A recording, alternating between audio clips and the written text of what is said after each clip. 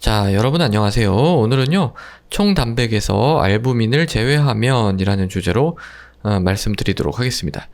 여러분들 그 피검사를 하다 보면은요, 이제 이런 것들, 항목이 여러 가지가 있는데, 이런 항목을 볼 수가 있어요. 이제 총 단백, 또 뭐 알부민, 그 다음에 AST, ALT, 빌리루빈, 뭐 이런 항목들이 있죠. 이게 다 이제 뭐냐면은, 간 기능 검사입니다. 간 기능 검사. 간의 기능을 보는 검사인데요.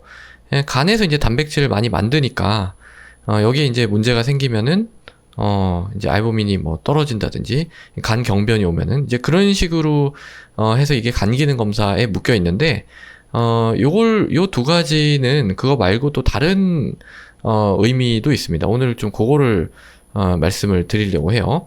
그래서 보통 이제 이 총 단백 하면은 보통 얘가 뭐 만약에 이제 7이 나왔다. 그러면 알부민은 보통 이제 한 4 정도, 7.0이면 4.0 요 정도 이제 나오게 됩니다.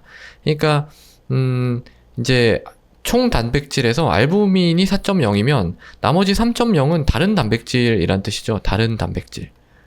예. 그 다른 단백질 중에 많은 부분을 이제 누가 차지하고 있냐면은 바로 이제 글로뷸린입니다. 글로뷸린. 이 글로뷸린이라고 하는 녀석은 주로 이제 항체에서 나오죠, 항체. 병균이 들어오면은 이런 항체가 이렇게 잡아서 얘를 싸우잖아요. 그러니까 이런 항체, 얘도 단백질이거든요. 그 항체를 이제 단백질로 부르는 말이 이제 글로뷸린입니다. 이제 정확하게는 감마 글로뷸린인데, 어쨌든, 다른 단백질 중에 많은 부분이 이제 이 글로뷸린이다라고 해서, 3.0은 이제 글로뷸린, 이렇게 이제 볼 수가 있는 거예요. 그래서 이렇게 보시면 알부민이 4.0이고, 글로뷸린이 3.0이니까 알부민이 더 많죠. 네, 알부민이 더 많은데, 이제 오히려 이게, 그게 이제 알부민이 글로뷸린보다 더 많죠. 이렇게 되는데, 어떤 경우에서는 이게 글로뷸린이 더 많이 나오는 그런 경우가 있습니다. 예를 들면은, 이제 이때 어떤 총 단백이 뭐 한 10 정도 된다. 그리고 이제 뭐 알부민이, 예를 들어서 뭐 3. 그러면 나머지 글로뷸린은 얼마죠? 글로뷸린은 7이죠, 7. 그러니까 알부민보다 글로뷸린이 훨씬 많아지는 거잖아요. 그러니까 이런 거를 이제 우리가 AG 레이시오가 뒤집혔다. AG 레이시오가 뒤집혔다. 이렇게 이제 얘기를 합니다. 그럼 이제 이런 일이 생기는 거를 보고 우리가 좀 여러 가지를 생각해 봐야 되는 게 있는 거죠. 어떤 거냐면은 두 가지가 있는데, 첫 번째는 몸에 이제 염증 반응이 이제 있을 때 그렇습니다. 염증 반응이 있을 때 그렇고, 두 번째는 혈액 질환. 그러니까 뭔가 우리 몸에 혈액이라고 하는 게 피잖아요. 피 안에 구성 성분에 뭔가 병이 생겼을 때 이런 일이 생길 수가 있습니다. 가만히 살펴보면 사실은 이게 글로뷸린이 많이 만들어져서 생긴 거잖아요. 그러니까 비정상적으로 글로뷸린이 많이 이제 만들어져서 이런 일이 생긴 건데, 글로뷸린은 아까 제가 말씀드렸다시피 뭔가 병균이 들어오거나 뭐 그랬을 때 얘를 맞서 싸우는 그런 녀석이 많아졌을 때 그런 일이 생기잖아요. 그래서 그런 일이 이제 염증에서 주로 이제 발생을 하니까 염증에서 글로뷸린이 이게 상승할 수가 있는 겁니다. 그렇게 될 수가 있고, 이게 좀 패널이 잘 작동을 하지 않는데, 이제 잘 작동하네요. 예를 들면 이제 감염증 같은 경우, 감염 같은 경우가 그럴 수가 있고, 또 뭐 류마티스 같은 경우에도 이게 일종의 이제 자가 면역 질환이다 보니까 항체가 많이 만들어지거든요. 그러면 항체가 많이 만들어지니까 글로뷸린이 많아져서 이 AG 레이시오가 역전이 되죠. 그래서 이런 거는 이제 그 각각의 질환을 찾아 나가면 되는 거고요.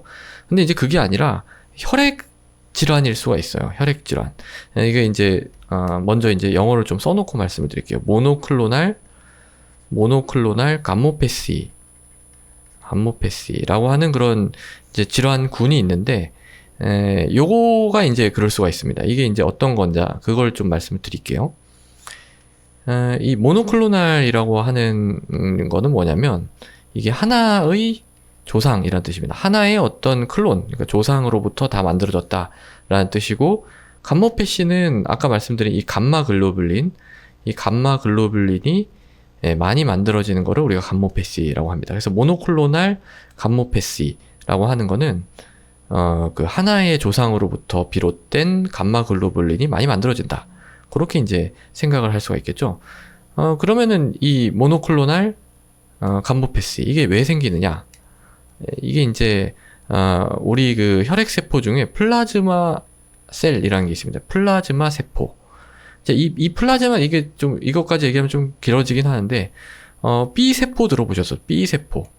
그러니까 우리 몸에 백혈구가 있는데 백혈구가 이제 우리 몸의 어떤 군대 같은 거죠.